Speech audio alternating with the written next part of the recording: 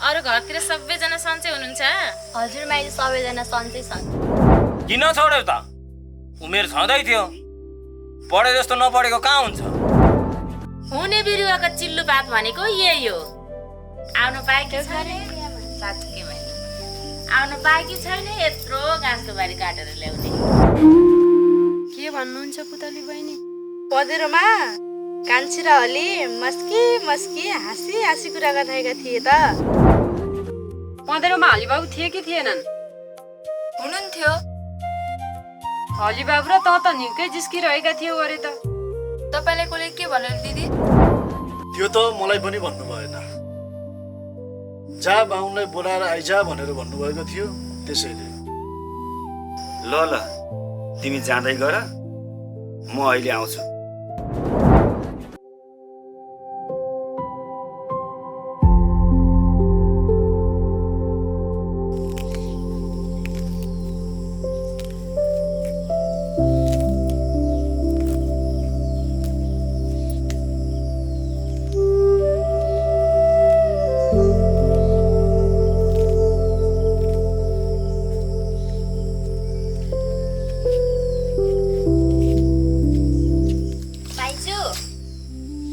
हजुर भान्जी, मलाई यो गाउँ हेर्न मन लाग्छ, म घुमेर आउँछु है।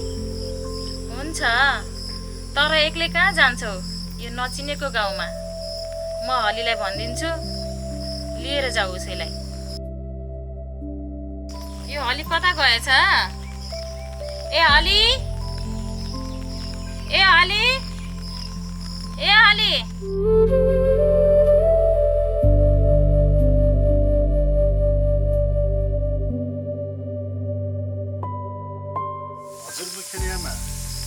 भान्जीले हाम्रो गाउँ घुम्ने रे।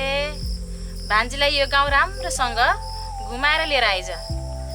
हुन्छ मुखिनी आमा, ल हिँड्नुहोस् पैसा।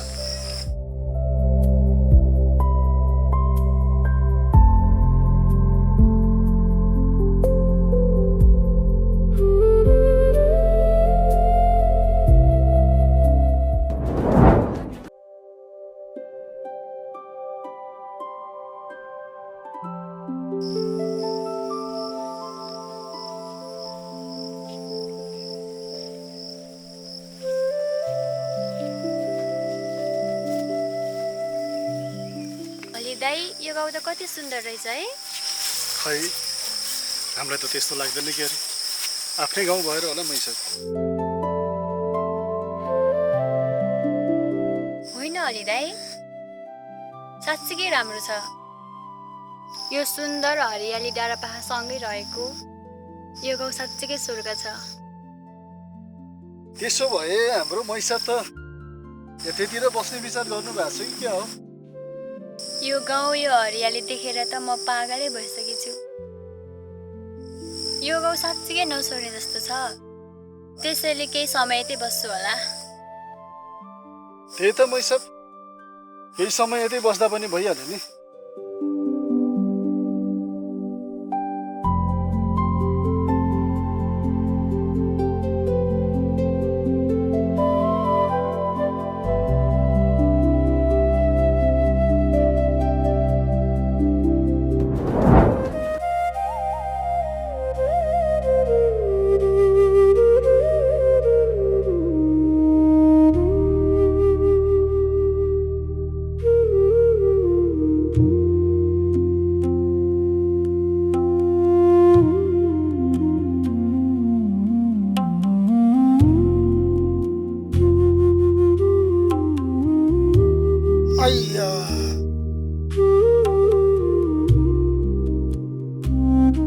तिमी कहाँ गएर आएको? एकछिन पनि घरमा बस्न सक्दैनौ? ल त ल, के भो फेरि? किन रिसाइसेस? बरु के भएन भन न। किन? म गाउँमा जाने बित्तिकै तँलाई के भयो त फेरि? तिमी जता जाऊ जाऊ, मलाई केही मतलब छैन। तर मेरो बहिनीलाई कसैले केही भन्छ भने म सहन सक्दैन। होइन, कसले के भन र फेरि? हाम्री कान्छीलाई हलीसँग मस्की मस्की कुरा गर्दै थिए। त्यसको हलीसँग के लसपस भन्दै थिए पुतलीले। होइन, कहाँ देखेछन् र फेरि? पँधेरोमा पानी लिन जाँदा हली पनि गएका थिए रे। अनि के भएछ त कान्छीलाई सोधिनस्? के हुनु नि, कान्छीलाई सोधेको हलीले तिमीलाई सोध्दै थिए रे। भइहाल्यो त, त्यति सानो कुरामा रिसाउनु पर्छ त? तिम्रो लागि सानो होला, मेरो बहिनीलाई आरोप लगाइछिन् पुतलीले। अरूले भन्दामा केही हुँदैन, हाम्री साली ठिक भएपछि कसैले केही भन्दामा केही हुँदैन। त्यही पनि त, गाउँमा लाज हुन्छ नि, नगरेको कुरा गर्यो भनेपछि। भएको छ यिनी कुरा, बेकारमा तनाव लिन्छ।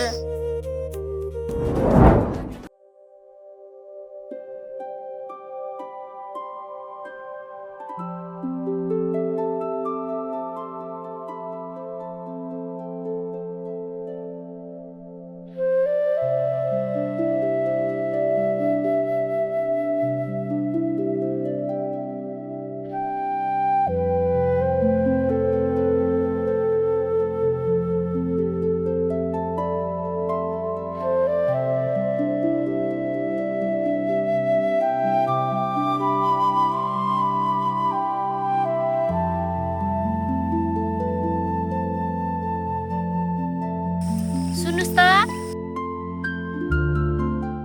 तपाईँ कहाँसम्म जान लाग्नु भएको? त्यही परसम्म जान लागेको। तपाईँ यहाँ के गर्दै हुनुहुन्छ कुन्नी? यसो खेतमा झार धेरै भएर सफाई गर्दैछु।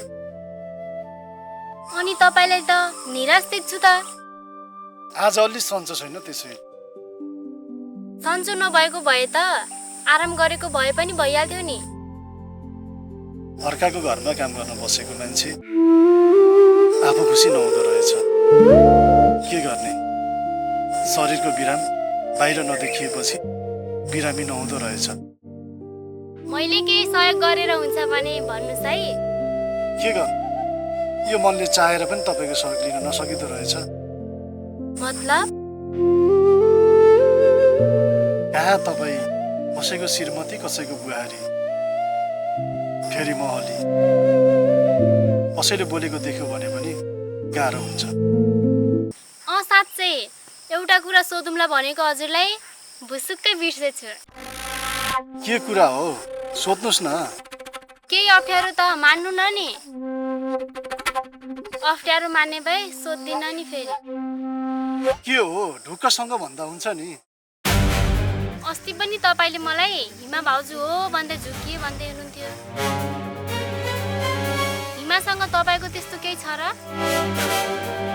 हे भगवान्, मलाई एउटै कुराले पिरलिरहन्छ। हिमा भाउजूसँगको कुराले सबैले यसै भन्छन्, त्यसैले म पनि छक्क परिरहेको छु। तपाईँले अप्ठ्यारो त मान्नु भएन नि। जोसँग देवर भाउजूको पवित्र सम्बन्ध छ उसैसँग के छ भनेर शङ्का गरिरहँदा म निर्दोष छु जस्तो लाग्छ। अनि किन अप्ठ्यारो मान्थे र? कहाँसम्म जान लाग्नु भएको थियो खै? मैले त्यहाँ यत्तिकै अलमलमा पारिदिएँ। त्यस्तो केही छैन, त्यही पर खेतसम्म जान लागेको। बरु अहिले म जान्छु है त। हिमा र तेरो बीचको सम्बन्ध के हो भनी पत्ता नलगाई त कहाँ छोडुला र? त्यसको लागि के गर्नुपर्छ सब थोक गर्नेछु।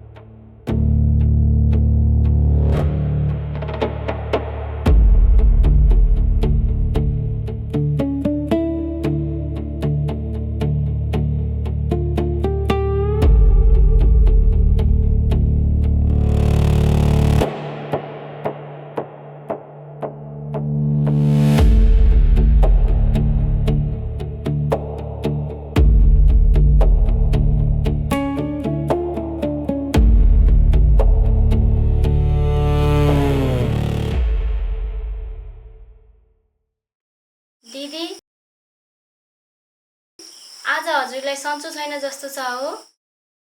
हो सन्ध्या, आज अलि पेट दुखिरहेको छ। हेर न, रिङ्गटा पनि लागिरहेको छ। ए हो र दिदी, जेठी आमाले त दिदी दुईजिउको हुनुहुन्छ भनेर भन्दै हुनुहुन्थ्यो त। हो सन्ध्या, मेरो महिनारी रोकिएको 3 महिना भइसक्यो। तिम्रो दाइ घर छोडेर परदेश जाँदाको महिनाबाट महिनावारी रोकिएको हो। अनि उहाँको दुर्घटनापछि मृत्यु भयो भन्ने खबर आयो। त्यसो भने त यस्तो बेलामा रिङ्गटा लाग्नु र पेट दुख्नु भनेको राम्रो कुरा होइन। हजुर आराम गर्दै गर्नु, म जेठी आमालाई गएर के कस्तो गर्नुपर्छ सोधपुछ गर्छु। के होला र त्यस्तो? तिमी धेरै चिन्ता नगर। चिन्ता त लागिहाल्छ नि, घरमा नयाँ सन्तान आउँदैछ, अनि म आन्टी बन्दैछु। यस्तो सौभाग्यको कुरा कसरी गुम्न दिन्छु म? ल म अहिले गएर ठुली आमालाई भनिहाल्छु। ल तिमी धेरै नहात्तेऊ। हस्।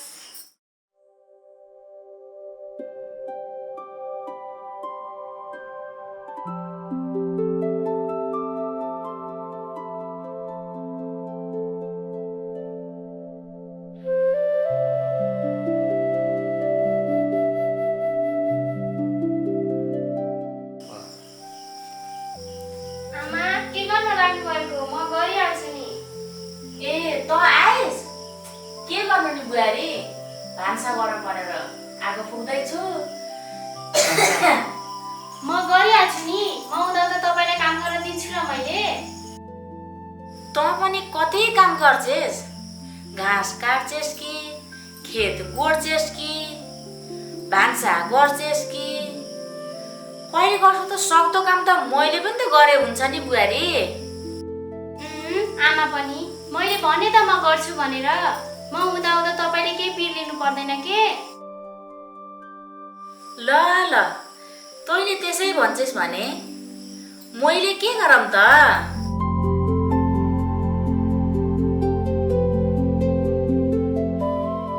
बरु हिमा कता गइछे? आएर बहिनीलाई सघाए नि हुने। साँच्चै आमा, दिदीले सन्चो छैन भन्दै हुनुहुन्थ्यो, भित्र कोठामा पल्टिराख्नु भएको छ। ए हो र? के भएर रहेछ? म सोधेर आउँछु है। मैले सोधिसकेँ आमा, अलिअलि पेट दुखेर रिङ्गटा लागेको छ भन्दै हुनुहुन्थ्यो। त नआत्ते न, म केही गरौँला। मैले गरेको करामतले काम गरे जस्तो छ।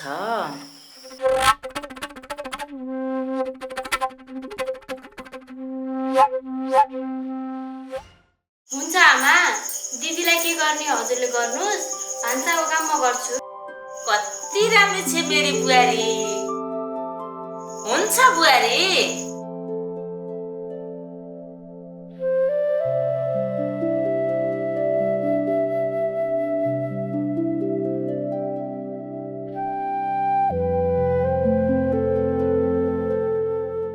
आज त निकै खुसी छौ त काइली।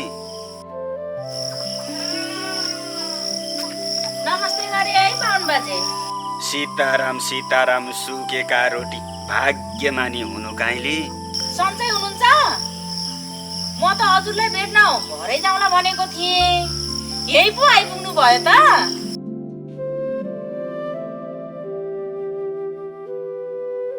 अनि ती नानी को हुन् त? मेरी बुहारी हुन् बाहुन बाजे, अस्ति मात्रै आए कि।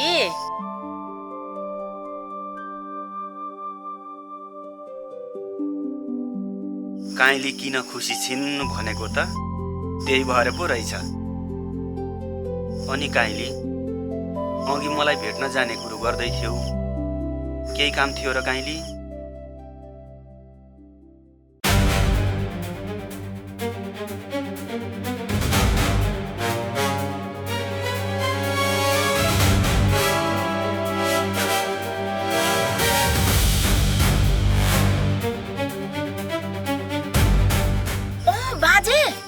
तपाईँको र मेरो अस्तिको कुरा के भयो? खबरै गर्नु भएन त।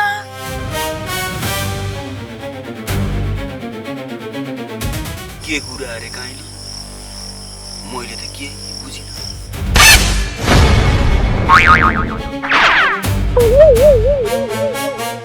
के अहिलेसम्मको मेरो बुहारीको कुरा मैले त बुझ्छु खै बिर्सिएछु काइली बरु बुहारी कहाँ छ बाजे पनि कहाँ हुनु नि त्यही भित्र मरि छ नि अलिक छिटो गर्नु पर्यो के ल काइली तिमी चिन्ता लिँदै नल्याउ कि म अहिल्यै गएर त्यो काम गरिहाल्छु